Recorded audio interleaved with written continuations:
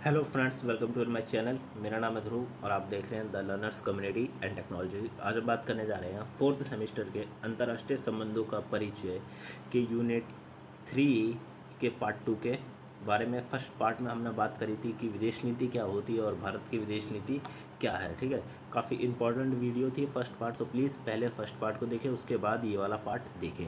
ठीक है, तो आज की वीडियो में हम बात करेंगे कि जो भारत की विदेश नीति है उसके मूल निर्धारक तत्व कौन कौन से हैं, या फिर किसी भी विदेश नीति को जो तत्व बनाते हैं वो कौन कौन से तत्व हैं। ठीक है, तो चलिए आज की वीडियो को शुरू करते हैं। और अगर अभी तक आपने मेरा चैनल सब्सक्राइब नहीं किया तो प्लीज़ चैनल को सब्सक्राइब करें, साथ में वीडियो को पूरा देखें, बिकॉज काफ़ी इंपॉर्टेंट वीडियो है आपके लिए।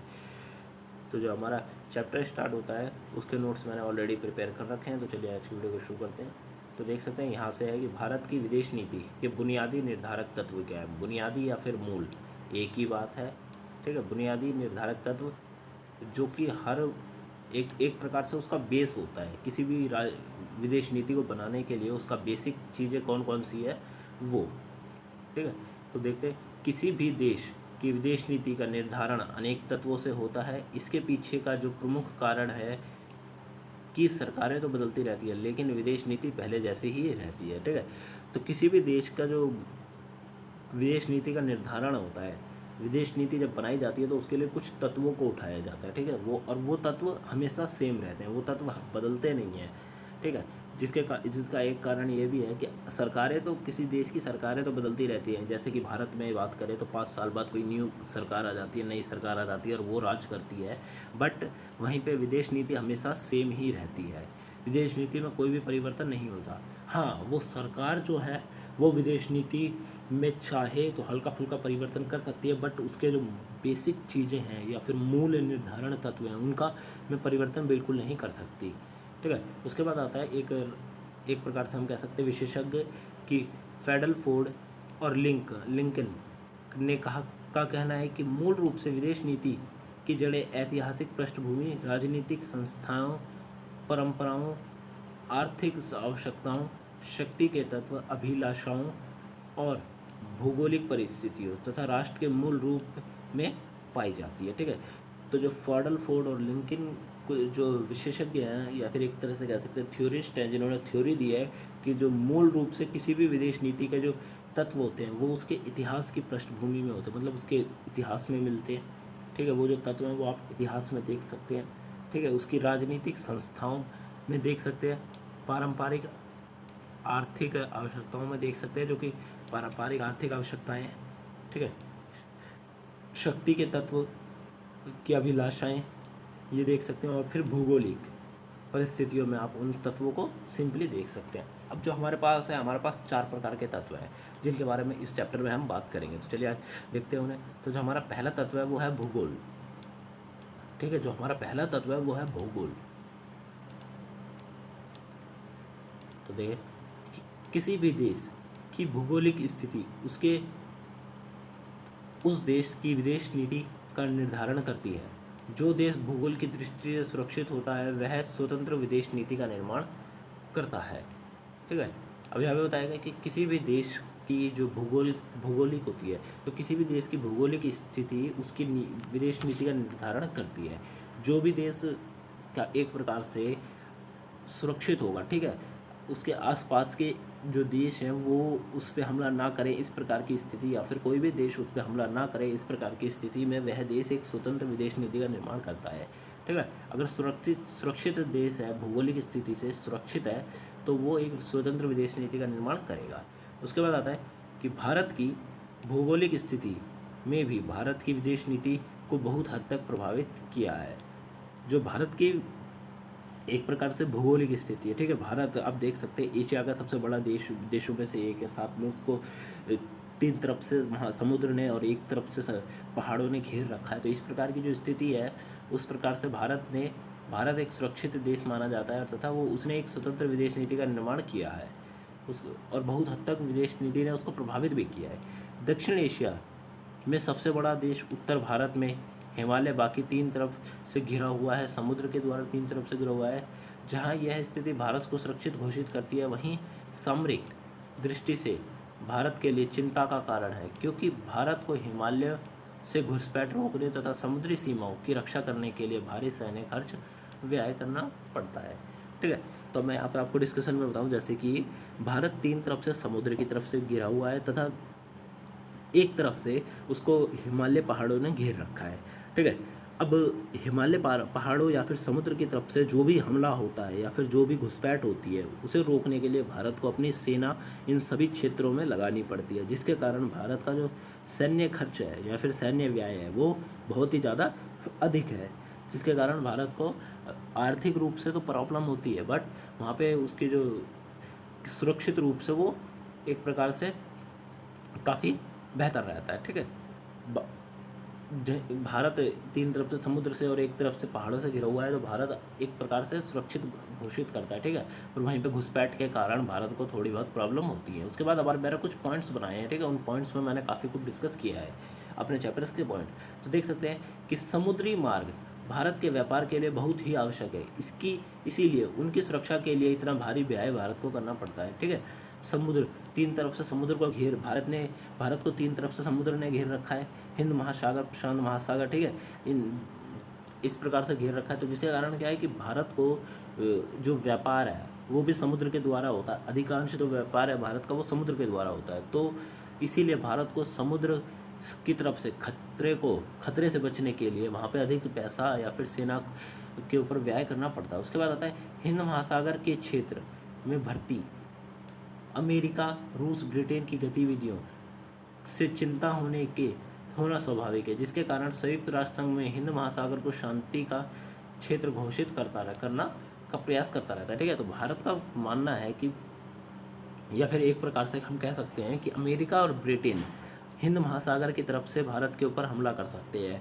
ठीक है, या घुसपैठ कर सकते हैं। इस प्रकार की गतिविधियां जो हैं वो बेसिक है, तो जिसके कारण क्या करता है कि भारत संयुक्त राष्ट्र संघ में हिंद महासागर को एक शांति का क्षेत्र घोषित करने का कार्य करता रहता है। ठीक है, हमेशा यही कार्य करता रहता है कि भारत हिंद महासागर को एक शांति का प्रदेश घोषित कर सके। उसके बाद आता है कि पाकिस्तान की तरफ से बढ़ती हुई आतंकवादी गतिविधियों को देखते हुए भारत पाकिस्तान के साथ शांतिपूर्ण संबंध स्थापित करना प्राथमिकता देता है। ठीक है, तो भारत क्या करता है कि पाकिस्तान की तरफ से जो आतंकवादी घुसपैठ होती हैं, ठीक है, उन्हें रोकने के लिए भारत पाकिस्तान के साथ हमेशा ही एक प्रकार से शांतिपूर्ण संबंध बनाए रखता है। तो उसके बाद देखिए हम नेक्स्ट पॉइंट, हमारा नेक्स्ट पॉइंट है कि विदेश नीति विशेषज्ञों का मानना है कि भारत को अपने पड़ोसी देश के साथ शांतिपूर्ण व अच्छे संबंध बनाने चाहिए, क्योंकि इस भारत की सीमा उन देशों से लगती है और वह देश पाकिस्तान, चीन, नेपाल और म्यांमार, ठीक है। तो कुछ ऐसे विशेषज्ञ भी हैं जिनका ये मानना है कि भारत को जो अपने पड़ोसी देश है उनके साथ इस शांतिपूर्ण संबंध बनाने चाहिए, जिससे कि भारत का जो विकास है वो तो होता ही रहे, साथ में वो जो देश है उनका भी विकास हो। ठीक है, तो भारत ने हमेशा ही प्राथमिकता दी है अपने पड़ोसी देशों के साथ अच्छे संबंध बनाने के। इसके मैं उदाहरण भी आपको दूंगा। तो पहले आपको मैं बता दूं कि कौन कौन से देश लगते हैं। तो जैसे कि चीन है, पाकिस्तान है, नेपाल है, बांग्लादेश है, भूटान है, म्यांमार है, ठीक है, श्रीलंका है। ये जो देश हैं ये भारत की सीमाओं से जुड़ते हैं या फिर भारत के पड़ोसी देशों में कहलाते हैं। ठीक है, तो इनके साथ भारत अच्छे संबंध बनाने की कोशिश करता है। इसका एक महत्वपूर्ण उदाहरण है बांग्लादेश है, जैसे कि इसका एक महत्वपूर्ण उदाहरण है कि अभी कोरोना टाइम में भारत ने इन सभी देशों को, मतलब अधिकांश देशों को फ्री में जो वैक्सीन भारत ने बनाई है, ठीक है, वो प्रोवाइड करवाई है। ठीक है, तो ये एक महत्वपूर्ण उदाहरण है जो कि आप दे सकते हैं जब भी आप अपना आंसर लिखेंगे, तो इससे कि आपके जो रीडर है उसको थोड़ा सा और भी अच्छा लगेगा। ठीक है, तो उसके बाद देखें कि आसियान और शार्क संगठनों को मजबूत करने के पीछे यही विचार है कि दक्षिण एशिया में भारत के हित सुरक्षित हों। अपने हितों को देखते हुए भारत एक शक्तिशाली नौसैनिक बेड़ा रखा हुआ है ताकि वह उसके समुद्री मार्गों की रक्षा की जा सके।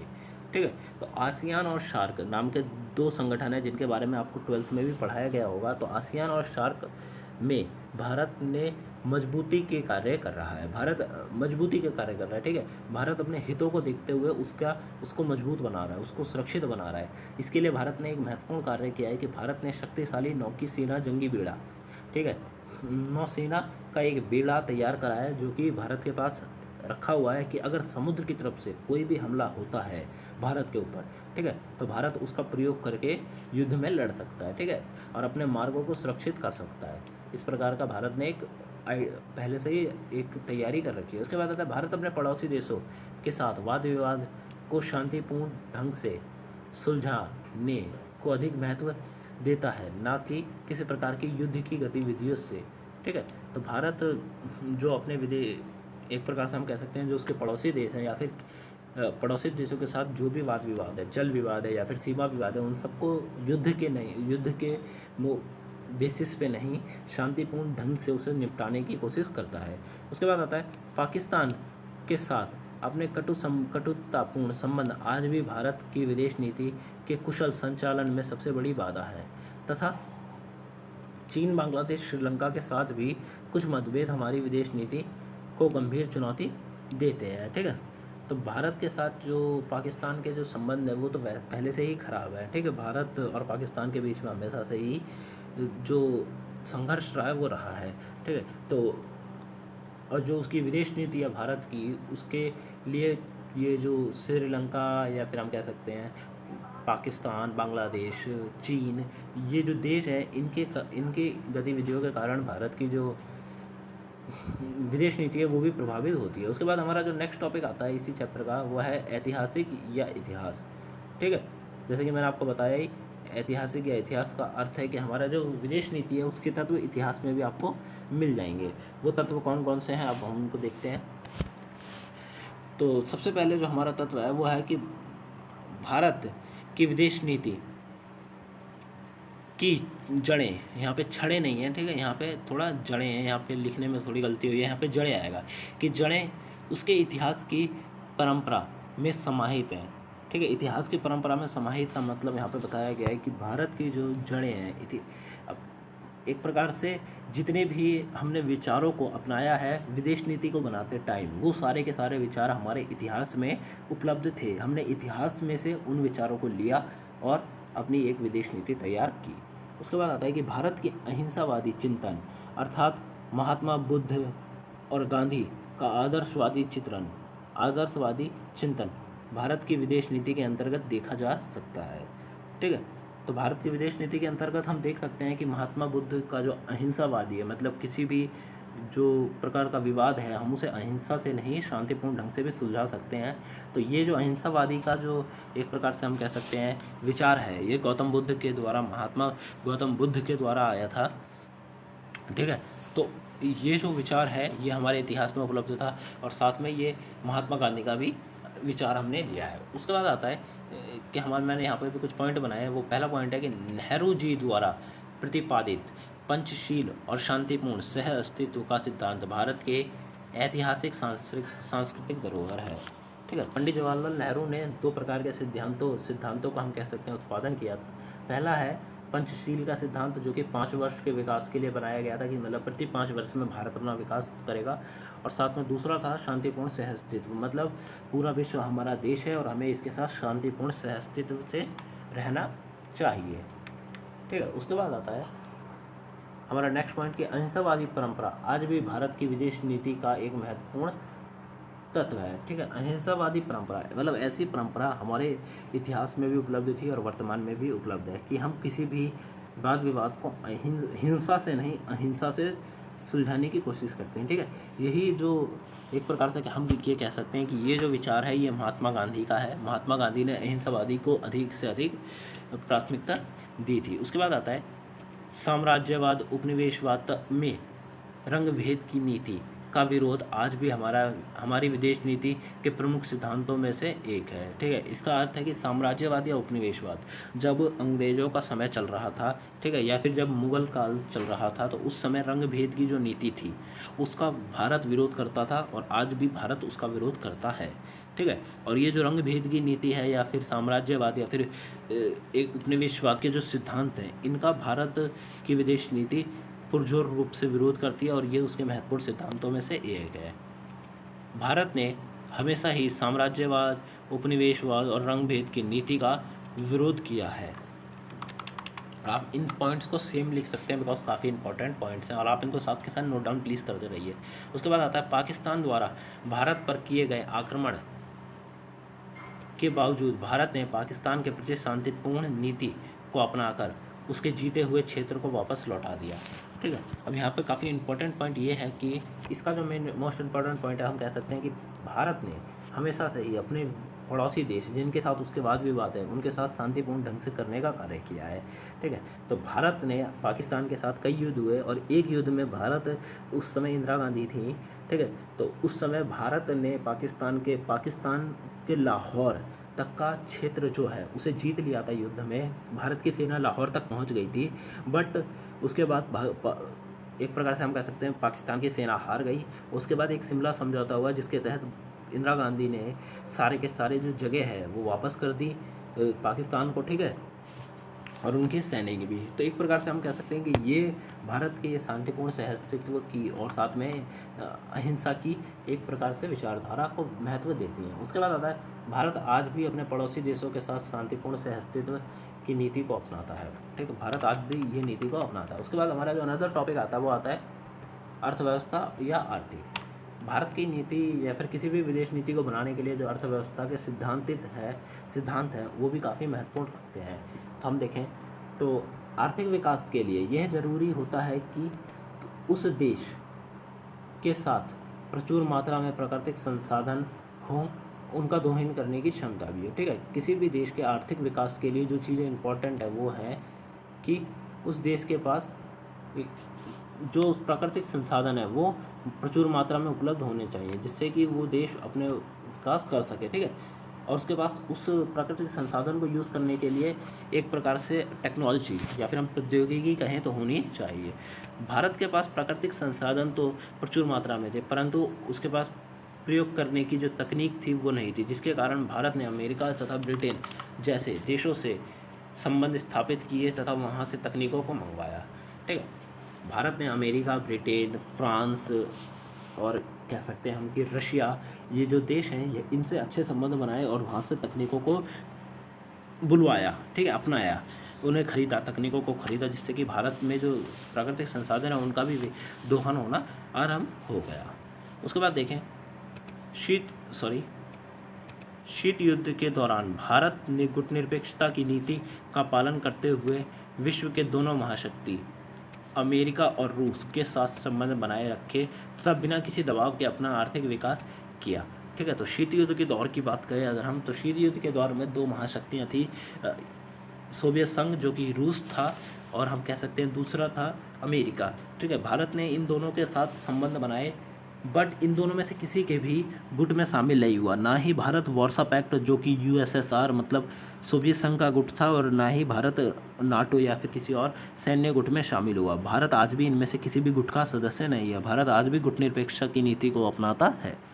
ठीक है, और भारत ने अपना आर्थिक विकास किया बिना इन दोनों के ग्रुप में से जुड़े हुए। उसके बाद देखें अमेरिका रूस द्वारा बार बार दबाव बनाया गया कि भारत उनके साथ शामिल हो जाए, लेकिन भारत अपने प्रभुता और प्रादेशिक अखंडता की रक्षा तथा भारत के गुटनिरपेक्ष किसी भी गुट में शामिल नहीं हुआ।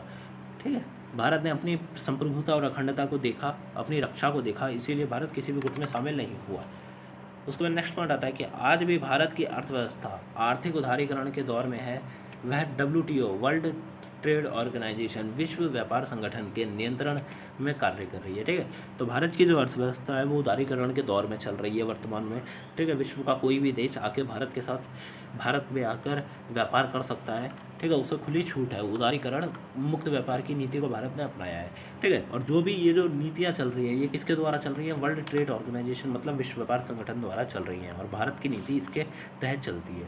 उसके बाद आता है कि भारत अपने निकटवर्ती देशों के साथ मिलकर पारस्परिक आत्मनिर्भरता विकास करना चाहता है। इसके लिए वह आसियान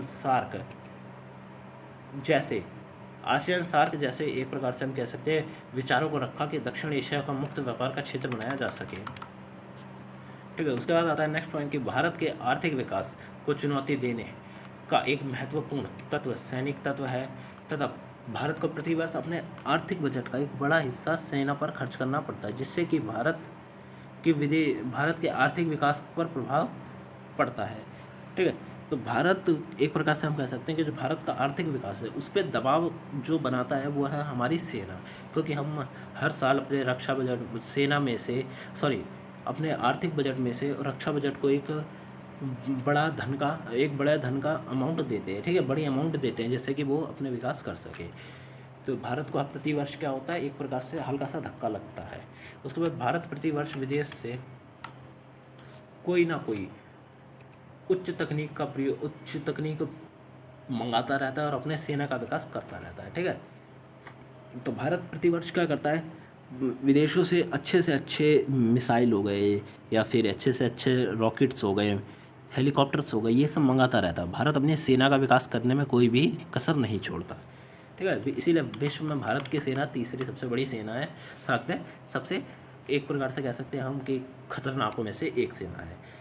किसी भी देश की घरेलू राजनीति, जो हमारा नेक्स्ट टॉपिक है वो है आंतरिक रणनीति या फिर घरेलू राजनीति। अब ये जो टॉपिक है ये काफ़ी इंपॉर्टेंट है, बिकॉज किसी भी देश को जो मजबूत बनाती है उसकी विदेश नीति ही उसे मजबूत नहीं बनाती है, उसके साथ साथ उस देश को मजबूत बनाने के लिए आंतरिक जो राजनीति है वो भी होनी चाहिए। ठीक है, तो देखें कि किसी भी देश की घरेलू राजनीति व विदेश नीति में गहरा संबंध होता है। एक प्रकार से हम कह सकते हैं, विशेषज्ञ व मीब्रल का कहना है कि विदेश नीति दूसरे माध्यमों से घरेलू नीति का विस्तार करती है। ठीक है, विदेश नीति जो है वो अलग अलग माध्यमों से घरेलू नीतियों का विस्तार करती है। तो देखें कि भारत की विदेश नीति को प्रभावित करने वाले प्रमुख घटक हैं नौकरशाही, राजनीतिक दल, दबाव समूह व जनमत। ठीक है, भारत की विदेश नीति को जो तत्व प्रभावित करते हैं वो हैं नौकरशाही, आप लिख सकते हैं इसे नौकरशाही, राजनीतिक दल का दबाव, ठीक है, और उसके बाद जनमत। ये जो तत्व हैं ये भारत की विदेश नीति को प्रभावित करते हैं। उसके बाद आता है नेक्स्ट क्वेश्चन कि भारत की विदेश नीति का कोई भी निर्माण या निर्णय एक स्वतंत्र विदेश विभाग करता है। ठीक है, सपोज करिए कि भारत की विदेश नीति के तहत कोई बड़ा निर्णय लेना है। ठीक है, तो ये नहीं है कि कोई राजनीतिक दल उस निर्णय को लेगा। भारत की विदेश नीति के निर्णय लेने के लिए एक अलग से विभाग बनाया गया है जो कि स्वतंत्र विदेश विभाग के नाम से जाना जाता है। ठीक है, उस विभाग के द्वारा सारे के सारे बड़े बड़े जो हम कह सकते हैं फैसले लिए जाते हैं। उसके बाद नेक्स्ट पॉइंट आता है कि राजनीतिक दलों की विचारधारा, ढांचा तथा उनकी आंतरिक कमजोरी विदेश नीति को एक उल्टा रूप प्रदान कर सकती है जिससे देश के आंतरिक सुरक्षा पर खतरा हो सकता है। ठीक है, तो जो भी हमारे देश में जो भी राजनीतिक दल हैं, ठीक है, उनके द्वारा किए गए कुछ कार्य विदेश नीति को हमारी विदेश नीति को खतरे में डाल सकते हैं। ठीक है, उनके द्वारा किए गए कुछ कार्य हमारी विदेश नीति को खतरे में डाल सकते हैं। सपोज़ करिए कि कोई सरकार सत्ता में आती है। ठीक है, उस सरकार ने क्या करा, हमारी विदेश नीति को कमज़ोर बना दिया, तो अन्य जो देश है वो क्या करेगा, हमारे ऊपर हमला करके हमसे युद्ध करने की कोशिश करेगा। ठीक है, तो इस प्रकार की जो स्थिति है ये बनती रहती है। इसीलिए विदेश नीति को अधिक से अधिक प्रभावी बनाने का कार्य चलता रहता है। उसके बाद आता है कि व्यावसायिक दबाव समूह का दबावकारी भूमिका आधुनिक भारत में विदेश नीति को व्यापारिक हितों के अनुकूल चलने का बाध्य करता है। अनुकूल चलने का बाध्य, अभी ये आपको समझ नहीं आएगा, मैं आपको बताता हूँ कि व्यावसायिक दबाव समूह मतलब एक प्रकार से कह सकते हैं कि व्यापार करने वाले जो लोग होते हैं ना, उनके द्वारा विदेश नीति पर दबाव पड़ता है कि हमें और ज़्यादा व्यापार फैलाने दीजिए। ठीक है, जैसे कि विदेश के जो विदेशी जो कंपनियां हैं बड़ी वो भारतीय विदेश नीति पर हल्का फुल्का दबाव डालती हैं कि हमें भी अपने यहाँ विकास, एक प्रकार से हमें अपने यहाँ पे आके वो करने दीजिए, व्यापार करने दीजिए। ठीक है, पर अगर वो कंपनियां ठीक हैं भारत के लिए तो भारत करने देगा, उन्हें अनुमति मिलेगी। बट अगर वो कंपनियां किसी प्रकार से ख़राब हैं तो भारत उसे नहीं देगा। तो ठीक है, तो ये जो कंपनियां दबाव बनाती हैं ये दबाव समूह कहलाती हैं। इसलिए उदारीकरण के दौर में तो दबाव समूह का प्रभावकारी भूमिका और भी शक्तिशाली हो गई है। ठीक है, उदारीकरण के दौर में ये जो भूमिका है दबाव की, ये भी और भी ज़्यादा शक्तिशाली हो गई है। उसके बाद हमारा नेक्स्ट पॉइंट आता है कि किसी भी विदेश नीति के निर्माण में जनमत का ध्यान रखना अति आवश्यक है, क्योंकि विदेश नीति जनता के हितों को ध्यान में रखकर बनाई जाती है जिससे कि जनता को सुविधाएं प्राप्त हो तथा देश का विकास हो सके। ठीक है। किसी भी विदेश नीति को बनाते टाइम अगर हम देखें तो कौन सी चीज़ें उत्पन्न ज़्यादा इंपॉर्टेंट होती है, यहाँ ये भी देखना ज़्यादा इंपॉर्टेंट है कि विदेश जो नीति बनाई जा रही है उस नीति के द्वारा हमारी जो जनता है वो सुखी है कि नहीं है। ठीक है, जनता को कोई परेशानी तो नहीं है। इन चीज़ों को ध्यान में रखते हुए विदेश नीति का निर्माण किया जाता है। ठीक है, तो इसीलिए जो जनमत है या फिर जो जनमत का ध्यान है उसे भी ध्यान रखना पड़ता है विदेश नीति को बनाते टाइम। ठीक है, तो ये थी आज की वीडियो।